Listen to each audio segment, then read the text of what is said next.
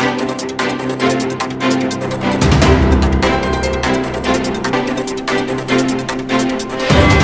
am Hena Talati and you are with It's Tomorrow News. El Nino winter on the way. What could it mean for the United States?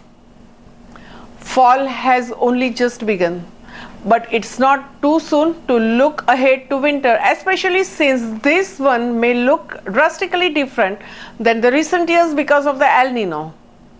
This winter will be the first in the few years to feel the effects of the phenomenon, which has a sizable impact on the weather during the coldest months of the year.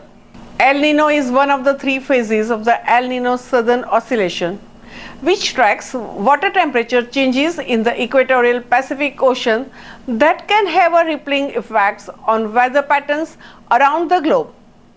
The El Nino phase occurs when these ocean temperatures are warmer than the normal for an extended period. This year's El Nino began in June and is expected to be strong this winter and the last at least into the early next spring, according to the NOAA's Climate Prediction Center.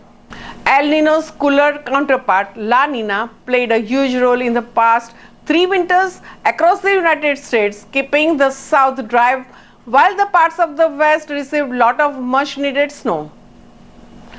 Early winter predictions from the Climate Prediction Center have many of the hallmarks of typical El Nino winters, arguing changes to come. No two El Nino precipitation trends in common, and one of the major reasons is position of the jet stream, which often shifts south during an El Nino winter. This shift typically brings wetter and cooler weather to the south while the north becomes drier and warmer.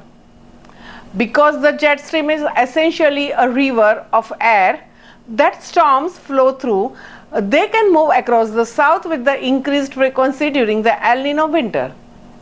More storms mean more precipitation, typically from the southern plains to the southeast. This could be crucial for the states like Texas, Louisiana, and Mississippi plagued by the drought.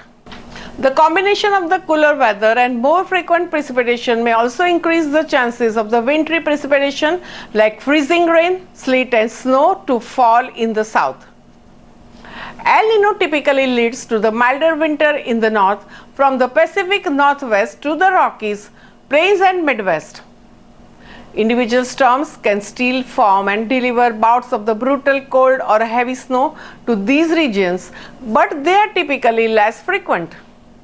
This would be the bad news for the portions of the Midwest also dealing with the extreme and exceptional levels of the drought, and for the snowpack in the Pacific Northwest, a key water source for the region.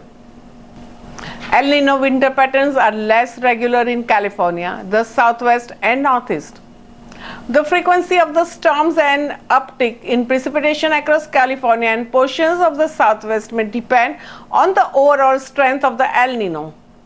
A stronger El Nino may lead to more storms, low elevation rain, and high elevation snow, while the weaker version could hang the Southwest out to dry.